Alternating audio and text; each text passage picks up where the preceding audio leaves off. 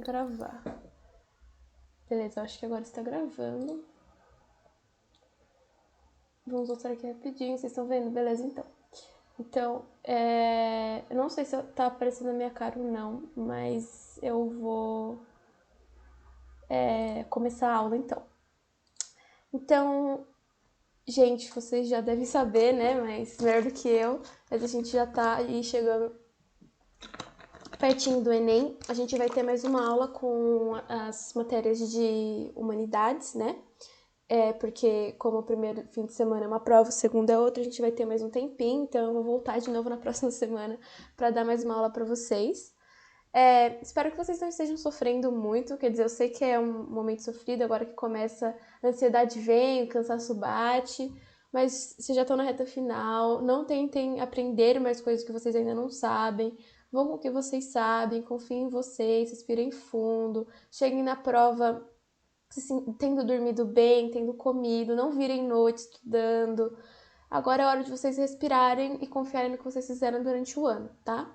Não se forcem demais durante a prova, tenta ficar o mais tranquilo possível, leva uma água, leva um alimento que vocês gostam, então o chocolate, eu sempre levava muito chocolate, então chocolate, se você é uma pessoa mais fitness do que eu, compre uma maçã, uma banana, alguma coisa que te deixe se sentindo bem, que te deixe confortável. Mas, tirando isso, estamos aqui sempre, se vocês quiserem conversar sobre alguma coisa, já estive no lugar de vocês, sei como é difícil, me solidarizo e digo que quando vocês entrarem na faculdade, vocês vão olhar com mais leveza. Mas agora eu sei que no momento é meio difícil. Aqui para revisão de geografia a gente vai pegar as matérias que são mais que a gente viu que tem caído mais nos Enem dos últimos anos, ou coisas que têm saído muito como atualidades que pode ser que apareça. Problemas ambientais, que é o nosso primeiro tema de hoje, provavelmente é um dos temas que mais promete, é uma das coisas que mais tem se falado na mídia, tem saído muito, especialmente porque agora a gente está tendo ainda a COP26. Então, provavelmente assuntos sobre a COP não vão cair, mas assuntos ambientais estão assim, com certeza vão cair, não é nenhuma dúvida. A dúvida é quantos vão cair, quantas coisas vão aparecer, com que outras disciplinas eles vão colocar, provavelmente física, química, que é clássico, talvez algum texto de português, talvez alguma coisa de história e geografia certamente. Então esse é um tema bastante importante e aqui a gente vai falar principalmente dos fenômenos que são mais marcantes, especialmente no Brasil. Então, o primeiro deles, eu coloquei tudo bem bonitinho, vou mandar os slides para vocês lá no grupo, mas eu coloquei tudo bem explicadinho, porque se alguém não conseguir ver, ou tiver dúvida, ou quiser reler, vai estar tudo explicadinho. Mas, vamos começar então. Inversão térmica é basicamente o quê? Ocorre principalmente no inverno e no outono, né? Isso é uma coisa que é legal a gente lembrar, porque às vezes a gente tá lendo, não lembra o nome, vê alguma coisa a gente associa. Então, inversão térmica é geralmente nos meses mais frios. Por quê? Como vocês sabem, o Sol é quente, não me diga, né? O Sol é quente, entra aqui na Terra, na atmosfera, entra nos raios de Sol, a Terra esquenta, esse calor, uma parte desse calor é perdida e uma parte desse calor fica. A inversão térmica acontece o quê? Geralmente, essa camada de ar quente, por ser mais leve, ela sobe. Só que na inversão térmica existe uma camada de ar frio devido justamente a esse clima mais frio, dessa temperatura mais fria normal, do bioma, do clima do ano normal. E essa camada de ar fria é mais pesada que essa camada de ar quente. E essa camada de ar quente não consegue subir. Então ela fica presa. Essa prisão que a gente chama é inversão térmica. É muito simples, mas é um pouco. Às vezes o nome é um pouco esquisito, mas é só isso. Quais os problemas da inversão térmica? Você fica com essa camada dessas duas camadas de ar que não conseguem se soltar uma da outra. E ali fica toda a poluição. Então, por isso que geralmente no inverno a gente consegue ver aquela camada meio poeirenta, meio cobre, cor de cobre no horizonte. É por causa disso. E isso gera aumento de casos, de problemas de casos respiratórios. Por isso, no inverno, nós temos mais problemas com, por exemplo, quem tem sinusite, quem tem rinite, porque essa poluição ela fica mais próxima da gente, por assim dizer. A chuva ácida é quando você tem um lugar com muita poluição e essa poluição, ela se transforma em gotículas do ar, essa fumaça, algumas gotículas que já são normalmente em estados físicos menores, elas se misturam à formação das nuvens e quando chove, essa mistura toda, ela cai na terra novamente. Só que essa chuva, ela não tá com pH normal de água, que seria um 7. Ela tá com pH muito mais ácido. E isso é ruim por quê? Primeiro, porque ele estraga monumentos, ele estraga fachada de prédios e ele pode até ser perigoso para a saúde. A chuva ácida, então, ela geralmente acontece em lugares onde tem muita poluição ou lugares próximos de onde tem muita poluição. Por exemplo, Cubatão é um lugar que vocês sabem que tem muita produção industrial. Ali queima muito gás de cozinha, você queima muito gasolina, você queima muitas coisas associadas ao petróleo, que geralmente são as maiores produtoras desse tipo de partícula. E essas partículas sobem e ali a chuva ácida provavelmente vai ter uma incidência maior, ou lugares perto de Cubatão, que é quando as dinâmicas das massas de ar conseguem levar essa chuva formada ali para cair em outro lugar. Ilha de calor, esse eu sugiro que vocês fiquem especialmente atentos, porque tem saído bastante falando sobre como as cidades elas são muito quentes. Por que as cidades são muito quentes? Porque não tem as árvores comprovadamente diminuem a temperatura dos arredores, na sua sombra, elas diminuem a temperatura do ambiente. Você tem menor um escoamento de chuvas um pouco menos bem distribuído do que quando você teria uma floresta, por exemplo. E você tem a questão do asfalto. O que o asfalto faz? Ele é quase ele agarra esse calor. Então caiu, sou asfalto, só aqui é a rua. Tá vindo sol. Tô adorando esse sol, vou ficar com esse calor aqui pra mim. Então o asfalto ele abraça esse calor e não quer deixar esse calor ir embora. O que acontece? Fica quente. O que acontece quando você tem o asfalto e o vidro? O vidro tá ali pegando aquele sol que tá incidindo e jogando em mim. Então eu tô ficando muito quente. O que acontece? Aumenta a temperatura nos centros urbanos e as áreas rurais, consequentemente, são mais frescas. Tem diversas coisas que se faz hoje em dia para se evitar a ilha de calor.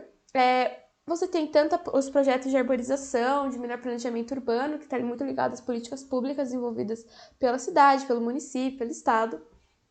Mas você tem também a menor construção de prédios totalmente espelhados, por isso você não vê tanto hoje em dia construções muito modernas tendo uma superfície totalmente espelhada, porque isso faz mal aos arredores. Então aquele edifício está fresco, porque aquela reflexão evita que o calor entre naquele prédio, mas ao redor não. Vocês já devem ter visto várias notícias sobre isso, inclusive teve uma notícia que teve bastante repercussão sobre um carro que derreteu, acho que foi na Austrália, em Sydney, alguma coisa assim. Então esse aí é prometendo aparecer. Aí eu coloquei lixo, poluição e contaminação, porque eles são coisas muito interligadas entre si. O lixo, ele produz um certo tipo de poluição, mas nem toda a poluição tem a ver com o lixo. A poluição ela tem a ver com a mudança no habitat, uma mudança no que seria o ciclo natural daquele ambiente, devido a algum tipo de ação humana ou animal, nem sempre intencional, mas a poluição ela pode ser sonora, ela pode ser da água, ela pode ser do solo, ela pode ser luminosa. Então, assim, tem vários tipos de poluição. O lixo, ele geralmente está associado a contaminações de solo e contaminações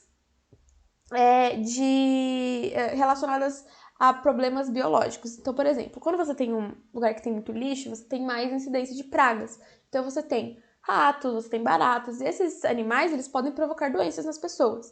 Então, isso é um problema. O lixo tem um problema de estocagem. O que você vai fazer com esse lixo? Para onde ele vai? Quem está produzindo muito lixo? Quem está produzindo pouco lixo? Então, assim, a questão do lixo, ela tem se tornado uma questão bastante discutida. Não sei se vocês viram, mas algumas reportagens também têm falado bastante sobre para onde vai o lixo dos países desenvolvidos, especialmente da indústria da moda, que hoje em dia a gente pega a camiseta, troca a cada, 4, 5 meses, a gente troca de guarda-roupa e a gente fala, para onde vai esse lixo que se torna essa roupa? Ele vai para países menos desenvolvidos que usam aquilo tanto para queimar quanto para produzir um circuito mais baixo econômico, por assim dizer. Então, a questão do lixo ela também é bastante importante. Temos também a questão do lixo marítimo, né, que tem várias praias, vocês devem ver já, várias praias que são tomadas pelo lixo. Tem aquela sopa de plásticos, que é um fenômeno que, quando as correntes marítimas se encontram, elas formam um ambiente de calmaria no centro. E essa calmaria, ela é propícia para juntar uma sopa de plásticos. Então, aquelas coisas que estão lá boiando, elas vão sendo levadas, elas ficam naquela calmaria. Porque como elas não têm motor para sair, elas não têm vontade própria, essas garrafas PET, essas coisas ficam lá esperando serem decompostas. Só que essa decomposição demora muito tempo. Então, é um problema bastante urgente. Ai, perdão, gente, é que eu tô cansada hoje. Nós temos a erosão, que ele é um problema bastante comum quando a gente ouve falar sobre, principalmente, deslizamentos de terra. A erosão, o que ela é? É quando você tem uma desagregação de materiais. O que isso significa? É assim, eu sou o solo. Eu tô aqui, tá chovendo em mim, tá passando caminhão em cima de mim, todas essas coisas. Eu vou soltando pequenos pedacinhos. Esse processo de soltar pedacinhos é a erosão. O que acontece? Qual que é o problema da erosão? A erosão, ela é um processo que deixa o solo muito menos compactado, então o solo fica mais soltinho, o que faz com que deslizamentos de terra sejam mais prováveis e essas aberturas. Então, por exemplo, quando vocês veem um buraco na estrada assim, pode ser fruto de uma erosão daquele espaço. Então a terra vai ficando fraquinha e uma hora ela abre. Ela só faz pá, ela abre. O que acontece? A erosão ela é muito mais comum quando a gente tem o processo de desmatamento associado. Por quê? As raízes das árvores, elas se fincam no solo, e aquele solo, ele fica mais firme por causa delas, ele se torna mais compacto, ele se torna o solo mais vivo, mais saudável. Então, geralmente, quando você vê um problema de erosão, ele está muito associado a lugares que não têm árvores. Como a gente pode relacionar isso atualmente? Centro-Oeste, Amazônia, que você vê aquelas áreas todas sendo devastadas, aquilo é muito propício para a erosão, e também tem o problema clássico dos deslizamentos de terra em encostas. Então, vamos supor, vamos desmatar este morro que está aqui para construir casas. Esse morro, sem as árvores que estavam nele, vai se tornar muito mais propício ao desmoronamento. E esse desmoronamento vai forçar o quê? Vai forçar com que esse solo seja levado para outro lado, e essas pessoas que estavam aqui, elas podem ser levadas juntas, as suas casas, as suas vidas, inclusive. Então, esse é clássico, mas pode ser que eles recontextualizem nessa questão da Amazônia, do Centro-Oeste, que é o que mais provavelmente vai aparecer nas provas de vocês esse ano. Tá, eu vou terminar os problemas ambientais, daí eu volto pro chat para ver o que vocês precisam perguntar. Se vocês quiserem falar, tiverem alguma coisa para perguntar, pode perguntar também pelo microfone, se vocês preferirem. Problemas ambientais nós temos mais, né? Nós temos vários, como a gente pode ver. Queimadas e desmatamento, esse eu acho que até dispensa um pouco, né? Apresentações. Então eu vou mais falar para vocês assim. Queimadas. O problema das queimadas está justamente em liberação de carbono para o ar, que tem uma séria relação com a questão do aquecimento global. Inclusive, eu vou falar disso agora. O aquecimento global, ele é basicamente o quê? Todo o CO2, por exemplo, que é o principal gás que a gente tem tentado enfrentar, né? Eles formam tipo um cobertorzinho em volta da Terra. Só que a Terra já tem um outro cobertorzinho que é a atmosfera. Então o Sol tá lá, caiu, entrou os raios solares. Eu tô aqui na Terra. Aí uma parte fica comigo, uma parte sai. Essa parte que sai bate nesse cobertorzinho, que não é a atmosfera, que são os gases de efeito estufa, e eles batem e voltam. Então eu fico, que sou a Terra, tô superaquecendo. E eu não consigo me livrar naturalmente. As queimadas, elas têm um sério problema. A gente tem um sério problema com queimadas por causa que aqui no Brasil a gente tem a floresta amazônica e tem um sistema de agropecuária que muitas vezes utiliza-se de queimadas, que é um processo que faz mal para o solo, perde nutrientes e gera esses gases de efeito estufa, avançando bastante no país e sendo muito criticado internacionalmente. Então a gente tem esse problema muito sério. E o desmatamento, que geralmente também está ligado a queimadas, porque geralmente quando você desmata uma área, você desmata, utiliza para o gado, queima, transforma em lavoura. Então é um ciclo que é bastante difícil de ser interrompido, mas é um ciclo que tem se repetido bastante, especialmente aqui no nosso país. O assoreamento, ele é um processo que está associado a um outro problema que a gente já viu, que é a erosão. Então, esses pequenos pedacinhos que saem do solo, esses detritos, né, que se chama, eles podem às vezes ir para o rio. Ou no próprio leito do rio esse processo acontece. Naturalmente esse processo acontece, mas ele é acelerado com aqueles outras coisas que a gente vê associadas a isso. Esse assoreamento é o quê? Eu sou o leito do rio, tô aqui, tem água passando, bababá. Esses sedimentos, eles vão passando. E uma hora, esses sedimentos, eles vão formando novas camadas. E o leito do rio vai diminuindo. Então, uma hora esse rio vai parar de existir, ele vai sumir. Esse processo ele é natural, então todo rio ele tende à extinção, isso é uma coisa bem... a extinção, isso é uma coisa bem assim, estranha, né? Mas todo rio ele tende a se extinguir por causa desse processo. É menos provável que aconteça com rios que são mais caudalosos, que são maiores. Então, por exemplo, é muito menos provável você ver esse processo no rio Amazonas do que você ver esse processo naquele riachinho que tu passa quando você tá vendo a paisagem, quando você tá viajando pra praia. Mas essa é a ideia do assoreamento. Eutrofização é um problema que durante bastante tempo se falou. Hoje ele caiu um pouquinho menos em circulação nas provas, mas se aparecer, vocês sabem. Basicamente é o quê? Tem uma indústria, tem casas jogando materiais de detrito num lago. Especialmente em um lago isso acontece.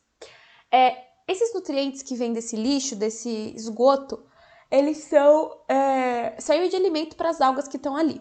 Essas algas desse lago vão se reproduzir muito rápido. E aí as algas, uma hora vai faltar oxigênio e apenas as algas que são anaeróbias conseguem reproduzir. Quando essas algas morrem, o lago morre, porque já não tem mais oxigênio, então já não tem forma de vida. E depois que essas algas que são anaeróbicas morrem, aquele lago fica praticamente inutilizado. O processo de recuperação de um lago em processo de eutrofização ou já completamente eutrofizado é muito caro, é muito difícil. Geralmente a gente conhece como lagos mortos porque não vale a pena a recuperação, em vários casos. O efeito estufa, tava aí, eu já expliquei, então é basicamente esse processo de não conseguir se livrar do calor que tá fazendo com que a Terra fique muito quente. O buraco na camada de ozônio foi uma coisa também que foi muito popular durante muito tempo. Hoje também deu uma caidinha. Basicamente, o que é? A gente produz... A Terra tem uma camadinha de proteção que protege contra os raios ultravioleta do Sol. Então, o Sol, ele produz diversos tipos de frequência de raios luminosos. O que acontece? Algumas delas são nocivas para os seres humanos. Graças a sabe-se lá o que, nós temos na Terra uma camadinha formada de ozônio que consegue filtrar esses raios luminosos que são nocivos. O que acontece? Nós temos alguns processos, aí isso a gente geralmente vê mais em química, mas o ozônio ele se quebra e ele se transforma ou em radicais livres ou em oxigênio comum, O2. Essa destruição dessa camada de ozônio ela é perigosa para os seres humanos e também é perigosa para a Terra, porque não está entrando só raios UV, também está entrando uma maior taxa de calor. O problema do buraco da camada de ozônio foi bastante diminuído com a menor produção de CFCs, que eram os principais gases que a gente sabia que causavam a destruição dessa camada. Mas mesmo assim a gente ainda tem um monitoramento bastante intenso de vários cientistas ao redor do mundo com relação a esse problema, para evitar que ele surja em outros lugares. Até agora ele só atingiu um dos polos, né? Então não gera um problema tão sério assim para a vida humana, por assim dizer. Mas se ele aparecesse, sei lá, no meio da Europa, ia ser um problema bastante sério. Então é um problema constantemente monitorado. E a perda de biodiversidade também é um problema que se relaciona com diversas coisas, geralmente é um contexto bastante local, mas a perda de biodiversidade é uma realidade.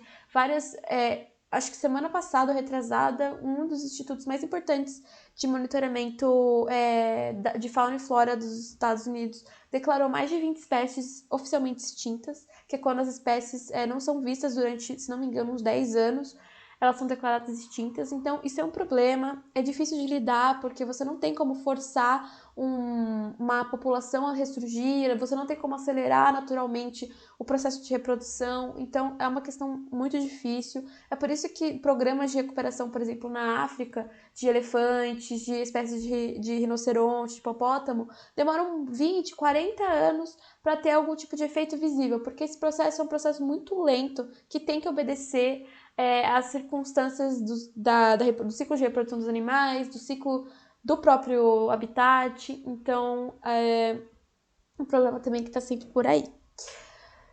Agora eu vou voltar pra ver se vocês precisam de alguma coisa. Ai, caraca, peraí, gente, que às vezes eu me perco aqui. Tá tudo certo, gente? Vocês estão entendendo? Tudo certo? Tá, beleza. Qualquer coisa, grita. Eu vou voltar a compartilhar. Beleza. Tá. Aí, assim, aqui eu coloquei onde é preocupante. Assim, obviamente é preocupante em todos os aspectos, em todos os países do mundo sofrem esses impactos de você ter uma natureza, né, ameaçada. Mas, aqui no Brasil, a gente tem o Cerrado e a Mata Atlântica como os hotspots. O que é hotspot? É um lugar em que se entende que está particularmente ameaçado a biodiversidade ou o habitat. Que esse habitat pode não estar mais passível de recuperação no futuro. O Pantanal, os Pampas e a Amazônia também preocupam. Notem, portanto, que praticamente todos os biomas do Brasil estão com algum tipo de ameaça à sua integridade. Claramente é um problema. Nós temos um custo humano muito sério, porque todos esses problemas, eles geram impactos nas vidas humanas, eles geram menor produção agrícola, geram problemas na distribuição de, por exemplo, moradia, geram perdas humanas mesmo de vida. Então, quando você tem desenvolvimento de doenças associadas a esses problemas, você tem um custo econômico justamente por você tanto ter uma produção menor, quanto você também ter essa questão de perda de clientes internacionais. Qual que é o problema? Por exemplo, a Europa ela tem desenvolvido uma política de produção limpa. Então, diversos setores da indústria têm alguns tipos de restrição que enfrentam para sua produção. Essas restrições elas aumentam o custo da produção europeia, o que faz com que os compradores, né, os importadores desse continente prefiram comprar um produto mais barato vindo de países como o Brasil. Só que tem se falado muito sobre colocar algumas restrições de compra devido a não ter esse selo limpo, porque não ter esse selo limpo faz com que a produção brasileira, mexicana, indonésia seja mais barata. Então se tem essa discussão. E nós temos eventos extremos do clima. A gente tem visto, né, ondas de calor assim, insanas na Europa. Então, por exemplo, principalmente a França enfrentou bastante problemas com isso, a Grécia. E a África também, a região do Sudeste Asiático bastante sofreu. Mas se vocês pesquisarem, se não me engano, na BBC, no canal da BBC do YouTube, tem uma série que eles estão soltando sobre a vida aos 50 graus. É bastante legal, os videozinhos não são muito longos. E são bastante explicativos, assim, você consegue ver bastante o impacto disso na vida das pessoas reais. Porque quando a gente fala 50 graus, a gente sofre com o nosso calor de 37 e tal, mas nada chega perto de um calor de 50 graus. Então é legal pra gente ter a proximidade, assim. E é uma coisa bem divertidinha, se vocês quiserem ver. Chuvas na China, a gente teve alguns problemas, porque vocês devem saber, né? A China vive num lugar do mundo, né? Que é o Sudeste Asiático, que é afetada por um clima de monções. Só que essas monções elas têm vindo um pouco mais fortes e têm gerado chuvas muito fortes, inundações muito fortes ali naquela região. O Japão também tem enfrentado esses problemas.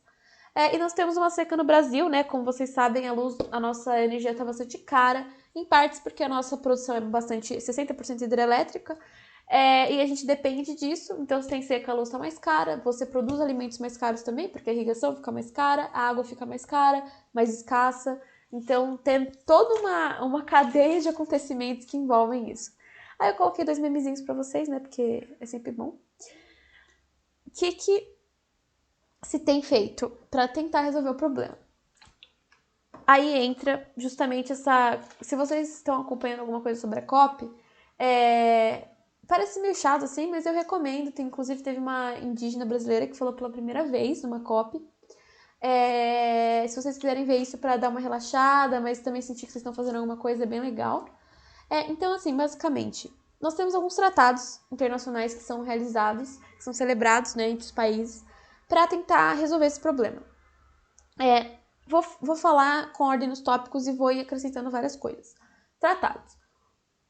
Assim, é até injusto falar que eu escolhi os principais, mas esses aí são os tratados que são mais, geralmente mais conhecidos, que mais pedem em prova, mas assim, entendam, tem muitos tratados mesmo. Kyoto, que é para redução dos efeitos estufa, ele foi realizado ele é mais antigo, né? O de Paris, ele substitui Kyoto, então, quando Kyoto venceu, por assim dizer, colocou-se o Tratado de Paris, que a ideia era limitar até 2 graus o aumento da temperatura da Terra. Já vou falar sobre isso um pouquinho depois. O Tratado de Madrid é justamente aquele problema do CF6 que a gente tinha falado, que foi o tratado que oficializou a proibição desses gases. Cúpulas do clima, elas não são organizadas, não eram organizadas até quando houve a primeira em Estocolmo, em 1972. De lá para cá, foram criadas diversas ambições, diversas agendas, diversos debates, diversas promessas de vários países no mundo para combater esse problema climático, que hoje se está chamando de emergência climática, porque isso tem que ser gravado, né? Já foi praticamente descartada a possibilidade de você limitar ao 2 graus o aquecimento da Terra, então a gente já sabe que vai acontecer alguns desbalanceamentos de clima, de tudo isso na Terra, é inevitável, por assim dizer. Então a gente tem Estocolmo, a Rio 92, a Rio+10, a Rio +20, são todas conferências com objetivos diferentes, mas eles têm todo esse fundo de o que é o fio condutor, o que une todas elas. Essa tentativa de resolver alguma coisa sobre o clima. É difícil porque os países têm bastantes discordâncias em relação aos seus interesses, então os países ricos não querem ter que pagar os países pobres não querem ter que lidar com mais esse problema, mesmo eles sendo os mais afetados, porque não tem tanta infraestrutura. Então você tem, por exemplo, uma China que produz que tem um parque industrial que produz muitos gases poluentes, mas você também tem os Estados Unidos que também produzem muitos gases poluentes, esses dois países estão lutando entre si, e aí você tem uma rixa que é superior a essa preocupação. Então, tudo isso tem uma questão geopolítica bastante forte, e por isso que é bastante difícil você aprovar uma agenda comum, né? A gente tem a questão da energia renovável, que tem se falado muito. O Brasil tem bastante, como eu posso dizer, potencial, né, para isso, especialmente o Nordeste, por causa que poderia implementar grandes parques eólicos, grandes parques de energia solar, mas nós temos também alguns problemas que ainda não foram resolvidos. Então, por exemplo, a questão de armazenamento. Então, quando não tem sol, quem é sustentado pela energia eólica tem que ter uma capacidade de se abastecer com o que já foi produzido. Só que os nossos geradores de hoje em dia, os nossos transmissores, eles não são rápidos, eles não são eficazes o suficiente. Então, você tem muita perda de energia, tanto no armazenamento quanto na transmissão. Então, os fios que a gente vê pela rua, eles não são condutores muito bons. Então, hoje em dia, você tem uma grande corrida pela produção de supercondutores, que é o nome que se dá na física, para você produzir alguma coisa que não perca tanta energia, que seja mais eficaz, né, nessa transmissão. Nós temos os 3 R's aí, que é uma coisa que assim, às vezes com a prova do Enem é um pouquinho, vamos dizer assim, às vezes tem umas questões mais fáceis e tal, pode ser que apareça, então reduzir, reutilizar e reciclar. É autoexplicativo, eu coloquei só pra gente lembrar, porque até eu tinha esquecido, eu só fui lembrar quando eu fui pensar na aula e tal, e eu lembrei de pôr. Essa questão aí de exportação de resíduos, que é o que eu falei por exemplo, da indústria da moda, pode ser que apareça, né, em alguma das provas, não só no Enem, mas como a gente tá falando aqui, pode ser que apareça, né. E temos o mercado de carbono, que é uma coisa que surgiu, que é parte dos mecanismos de desenvolvimento limpo, ou MDL, para os mais íntimos. O que é isso? Um país, por exemplo, como a China, produz infinitamente mais, gás carbônico, por exemplo, do que um país como o Equador. O que isso significa? Essa disparidade de produção, ela tem que ser compensada de algum modo. Então, cada país tem meio que a sua cota de produção de gás carbônico. Só que o Equador está produzindo menos do que ele poderia. Então, assim, vamos supor que o limite é 5. O Equador está produzindo 2, a China está produzindo 13. O que o Equador vai fazer? Ela vai falar, olha, eu tenho 3 créditos sobrando. A China vai falar, eu tenho crédito faltando, vou comprar de você os seus créditos. Então, isso se tornou um mercado mesmo, assim, uma coisa econômica entre os países. Isso foi bastante, assim, é um pouco controverso a moral sobre isso, se isso é certo, se isso é errado, não vamos entrar nisso, a gente não tá aqui pra julgar, a gente tá aqui pra saber pra prova, infelizmente, mas é isso. O IPCC é um painel intergovernamental que ele faz basicamente relatórios de impacto sobre os impactos que o clima está fazendo, o que cada país está fazendo. Então, ele é uma espécie de órgão fiscalizador, só que ele não tem poder de ação. Então, o IPCC ele não vai entrar no país e falar, olha, você está fazendo errado, melhore. Não vai fazer isso, o IPCC só vai apontar. Mesmo assim, as coisas que o IPCC produz são muito amplamente veiculadas. Saiu o mais recente relatório do IPCC, foi bastante mais, como eu posso dizer, diretivo, ele foi um pouco mais assertivo do que costuma ser, ele foi um pouco mais desesperançoso do que ele costuma ser também. Então, teve bastante repercussão. Se vocês quiserem fuçar na internet, dá uma procurada. A ONU sempre dá bastante força, né, assim, para divulgação desse tipo de material que o PCC produz. E nós temos a força da pressão social, então a sociedade ela tem cada vez mais preocupada com essa questão da emergência climática, especialmente porque quando você vê pessoas reais sendo atingidas por aquilo, países reais, você passa a pensar em que tipo de problema isso pode gerar. Então, é só quando você vive uma onda de 50 graus de calor que você sabe como é aquilo e você quer que aquilo mude de algum modo, que você quer fazer alguma coisa para evitar. Então, tá aí, tá? Algumas coisinhas sobre resolução desses problemas. Agora eu vou passar para um outro tópico que, assim, não tem muito a ver, mas também sempre cai no Enem. Aqui a gente vai falar um pouco mais de conceitos, porque o Enem, nesse tipo de tema, o que ele costuma utilizar? Um mapinha, um textinho, um negócio assim. Mas se você sabe o conceitinho, você vai conseguir identificar, você vai conseguir... mesmo se você não entenda tão bem o texto, aliás, recomendo ler. Quando você não entende um texto, dá uma respirada e volta nele depois. Não fica, às vezes, insistindo muito no texto para tentar achar uma alternativa, porque às vezes a gente precisa de um tempo para digerir aquilo. E às vezes os textinhos de geografia, que tem algumas... uma linguagem um pouco menos acessível, né? Fica um pouquinho mais difícil da gente entender. Mas se você sabe o conceito e investe no conceito. Eu recomendo. Então, assim, coloquei os que mais aparecem, ou os que às vezes aparecem em textos, e aí se a gente sabe o significado, a gente consegue associar melhor o que a questão tá pedindo. O primeiro conceito é a favelização. Eu acho que esse é um dos conceitos assim, mais fáceis da gente lembrar, porque o nome já é bastante explicativo. Então, a favelização é o processo de formação de favelas, que são resultado de uma infraestrutura de Estado que não consegue absorver as pessoas e dá-las moradia, saneamento básico, então não tem infraestrutura. O que acontece? Essa falta de infraestrutura gera uma desigualdade e geralmente as pessoas que são mais abastadas, então que têm mais dinheiro, não vão morar num lugar que não tem infraestrutura boa. Então ali vira um reduto de pessoas tanto com desigualdade de infraestrutura quanto uma desigualdade social. Essa desigualdade social, ela não gera necessariamente a pobreza, mas ela está associada a isso. Porque você tem dificuldade de você sair desse grande ciclo que se repete, de desigualdade social, e a pessoa não consegue estudar, não consegue encontrar um emprego que pague bem, então ela continua sempre nesse ciclo de pobreza. Aqui, eu não vou me ater muito a analisar os conceitos, então eu vou mais explicar eles assim, falando oralmente.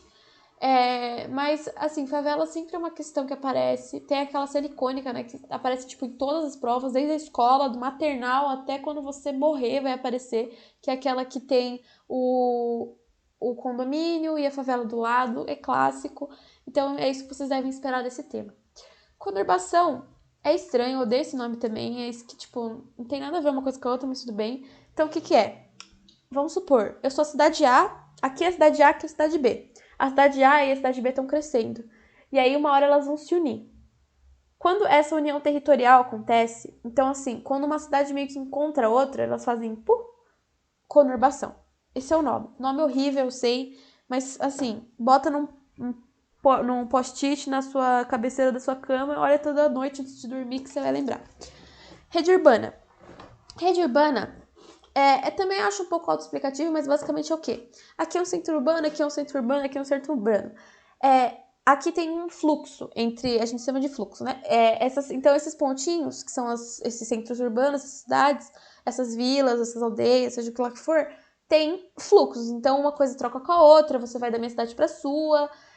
Então esse conjunto de coisas são a rede urbana. A hierarquia é uma coisa que geralmente tem aparecido bastante também, que geralmente aparece com imagens, assim, então tem, tipo, cidade grande, metrópole, e aí tem uma aldeia, e aí tem, sei lá, um povoado.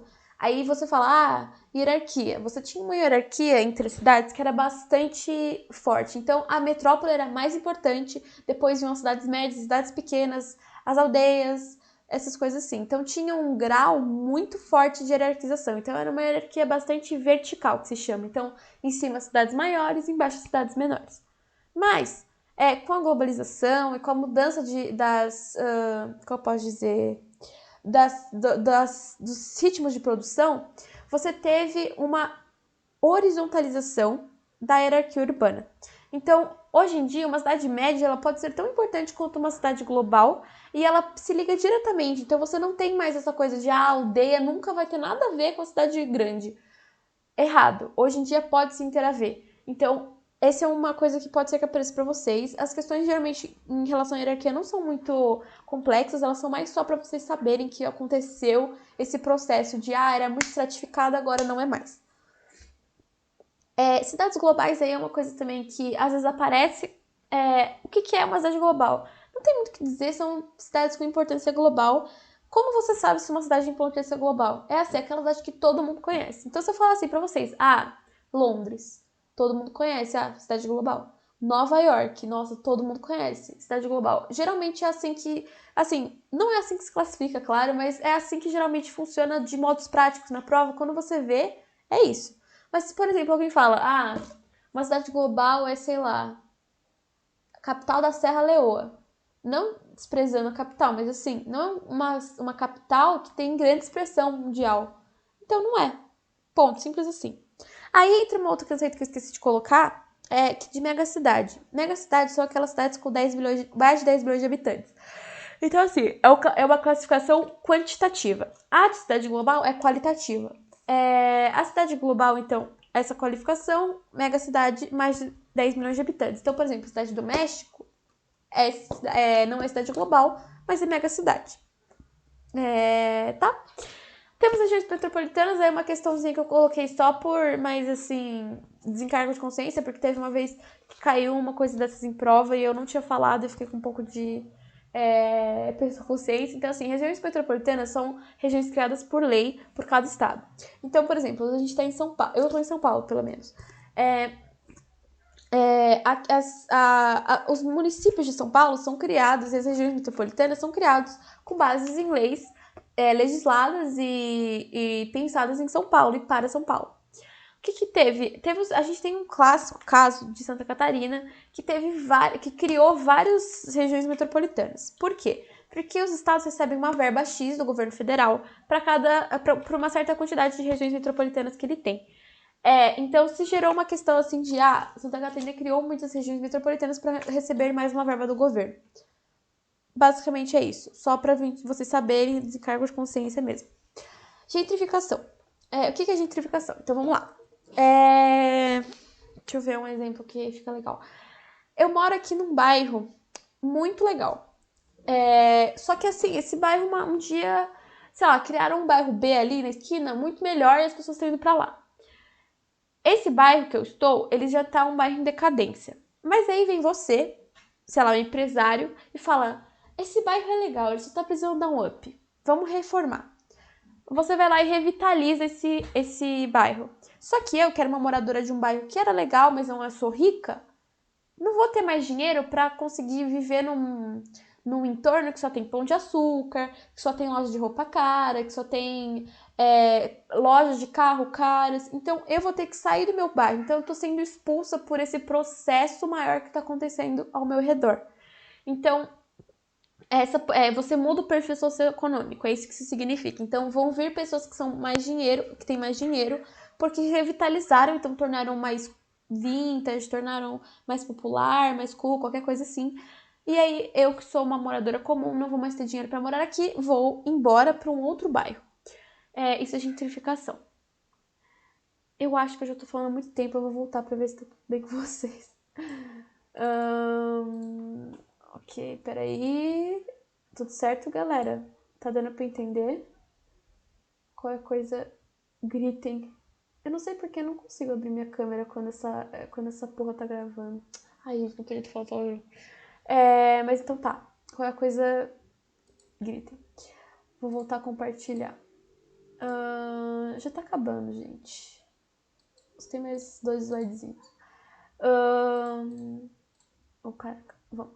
Então tá. Algumas questões que são geradas por com esse processo de urbanização, você tem alguns temas que também sempre aparecem em toda maldita prova que vocês fazem. Então, assim, crescimento de cidade média e êxito de metrópole é, assim, um assunto que mais eu vi cair, pelo menos no meu ano de vestibular, caiu bastante. Então, assim, o que é? Vamos supor, vamos ver um exemplo. Eu tô aqui em São Paulo, que é cidade grande. Vocês devem conhecer o ABC Paulista. Não fisicamente, mas assim, já ouviu falar do ABC Paulista. São cidades médias. São grandes, assim.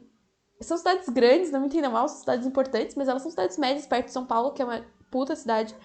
Então, assim, o que tá acontecendo? São Paulo tá ficando com uma infraestrutura mais antiga, é uma infraestrutura cara, tem muita gente. Então você tem mais competição no mercado de trabalho, você tem um problema de trânsito, você tem poucos fornecedores que tem muita gente demandando, então você pode aumentar os preços.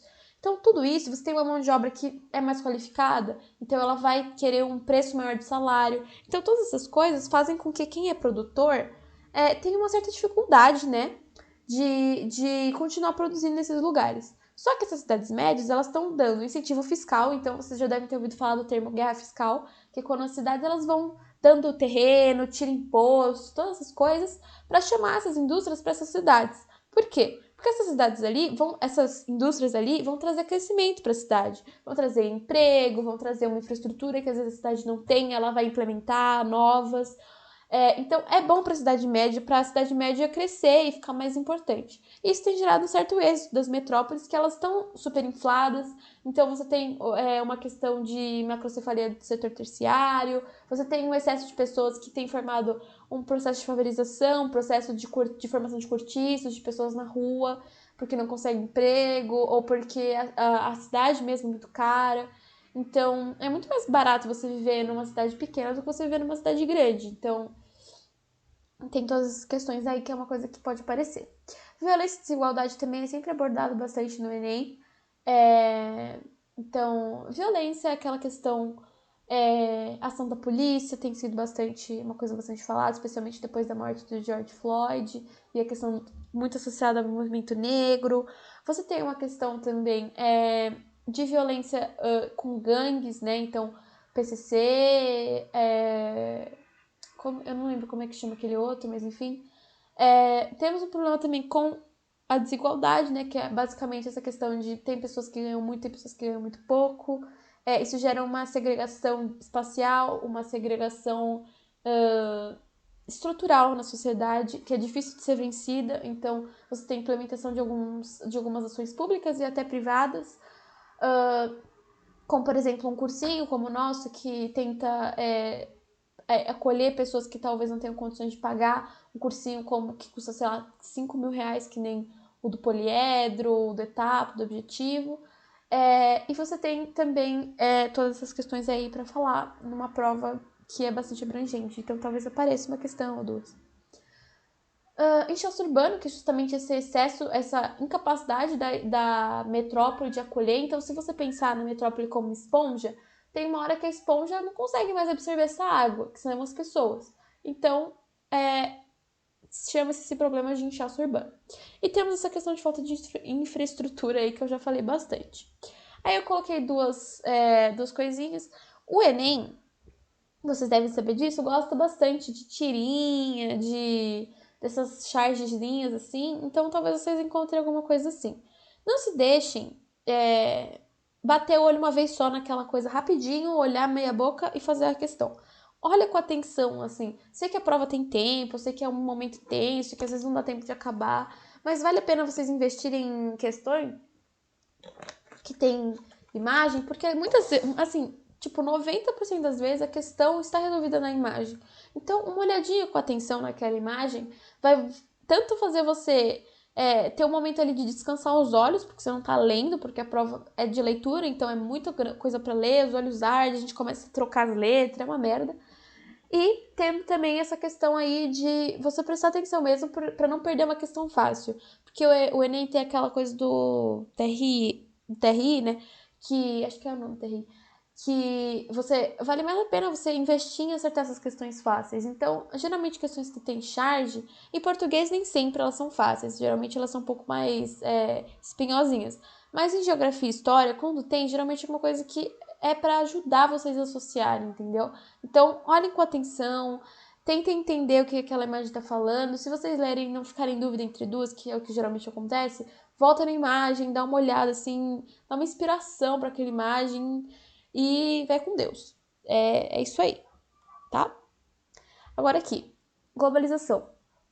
Assunto muito falado esse ano, especialmente por causa da Covid, porque depois da Covid, você teve uma conscientização mais coletiva sobre o que significa você ter um fluxo global de produtos, de pessoas, de renda, num cenário assim que o indivíduo consegue ter, não tangível, mas ele consegue entender que isso existe. Porque pra gente, não é que somos indivíduos comuns, não é uma coisa muito usual a gente pensar, nossa, essa roupa que eu comprei na Renner foi produzida ali no Camboja e ela passou pelo, sei lá, pelo Iêmen, enquanto ela tava vindo por aqui de navio e parou no Cabo da Boa Esperança e deu uma volta, passou pela fronteira do Uruguai. A gente não pensa isso, a gente só compra. Então, a globalização é um processo que, atenção, ele não começa depois das grandes disseminações das empresas de tecnologia, essas coisas. Ela começa a partir do momento. Tem uma discussão histórica aí bastante séria, né? Os historiadores me perdoem, mas em geral se entende que a globalização começa a partir do século XV com as grandes navegações. Temos diversas teorias que afirmam assim que globalização começou quando os seres humanos começaram a andar pelo planeta. Mas o que se entende geralmente em provas, geralmente é o que mais aparece século XV, grandes navegações, globalização. Pronto, acabou. Não vamos entrar em discussões históricas porque nós não temos nem idade para isso. Então, assim, globalização é esse processo de espalhamento dos processos produtivos, desse espalhamento de trocas culturais, esses intercâmbios, né, que a gente tem pelo mundo. A globalização, ela tem, então, esse ponto primeiro aí com a Covid, né, que a gente teve essa conscientização e de como lidar com isso. Então, assim, a economia global hoje depende muito dessa circulação. Então, como fazer com que essa circulação seja segura se você não pode impedi-la? E nem seria interessante impedi-la. Então, essa é uma questão bastante associada à globalização. Muito difícil isso cair como tema de redação, porque o Enem geralmente ele traz problemas mais práticos e mais brasileiros, por assim dizer, mais internos. Então, e não traz temas filosóficos como esse, mas são coisas pra gente pensar se vocês forem prestar algum vestibular, tem um outro tipo de redação, ou só pra vocês pensarem nisso mesmo pra vida, porque a ideia, pra mim, né, seria que a gente aprendesse alguma coisa dessas coisas. Então, tirar uma reflexão sobre isso. Hoje em dia a gente tem muito essa questão, assim, também da globalização associada a abastecimento. Então, por exemplo, o Brasil, ele não produz tudo que a gente não produz tudo que a gente consome, a gente compra muitas coisas. Então, vamos pensar, por exemplo, que a Renner, ela só produz as roupas dela, vamos dar um país aqui aleatório, na Bélgica. Não é verdade, tá, gente? Mas assim, a Renner só produz na Bélgica. Um dia, a Bélgica falou, nossa, tô com um problema aqui nas alfândegas, não vai dar pra mandar a remessa do mês. A Renner ficou sem produto.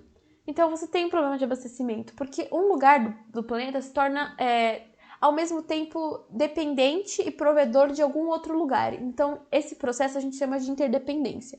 Essa interdependência, uma vez feita, é difícil de desfazer. Então é aquela coisa assim, uma vez que você começa a gostar muito de uma coisa, a usar muito uma coisa, quando você não tem mais ela, fica difícil você saber o que você tem que fazer, você fica difícil viver.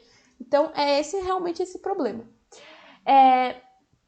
Então a gente tem essa questão aí, a gente tem visto muito alguns problemas de abastecimento, que pode ser que apareça na prova, eu tô achando que vai aparecer em algum momento, que é muito relacionado ao Reino Unido, que tem uma relação aí também com a questão da saída com o Brexit, né?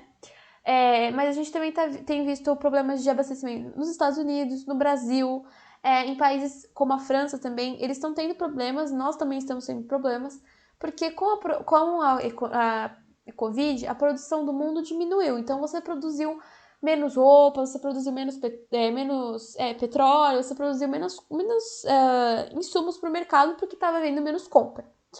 Só que com a volta gradual das atividades e com o mundo meio que tentando voltar a funcionar, essa produção não está acompanhando mais o ritmo do consumo. Então tem alguns lugares que estão faltando coisas. Isso também é efeito da globalização. Porque, por exemplo, temos um problema muito sério relacionado a isso, que é com containers. Então, o mundo tem um número limitado de containers para você transportar coisas por navios, que é o principal modo de carregamento do mundo de hoje. Quando esses navios eles pararam de funcionar, ficaram alguns lugares com muitos estoques desses containers e outros com poucos. E com a volta retomada, você tem formado filas de cargueiros que não conseguem desembarcar, ou porque não tem... ou que tem muita gente, ou porque não tem container suficiente. Então você tem toda essa questão aí, que está muito relacionada a essa interdependência, que é assim, a palavra para você falar sobre globalização é interdependência, tá? Você também tem essa questão do trabalho à distância. Aí eu coloquei a palavra trans porque você tem muitos modos de denominar. Você tem o trans, o multi, que é o quê? Transnacionais, multinacionais, transnacionais. Então, assim, tem muita coisa que você pode falar sobre isso. Talvez apareça a questão do trabalho à distância para vocês falarem. Se vocês quiserem falar um pouco de globalização, vocês podem. E temos a questão dos blocos econômicos, né? Então, a gente tem a Europa com o... Gente... Europa com o... Nossa, meu Deus, que branco que agora deu. Com a União Europeia. A gente está participando do Mercosul. Você tem o novo acordo, né? Que é o novo NAFTA, que é o UNSCA, que é do México, Canadá e Estados Unidos. Então, assim, todas as coisas, esses blocos econômicos, eles são blocos que surgiram de um processo de globalização um pouco mais regional, por assim dizer, mas você também tem esses blocos econômicos negociando entre si. Então, por exemplo, você teve por muito tempo, né, a questão do Mercosul fazendo um contrato econômico com a União Europeia, então, que não foi muito para frente, né, devido a diversos problemas, também devido a problemas com a questão ambiental. Se vocês quiserem dar uma fuçada, mas tudo isso é parte desse grande processão aí de globalização. Então, é basicamente isso, eu acho, gente, hoje para aula. E eu espero que tenha ajudado aí vocês. Eu vou interromper o compartilhamento, também vou parar de gravar, que eu acho que eu consigo aparecer.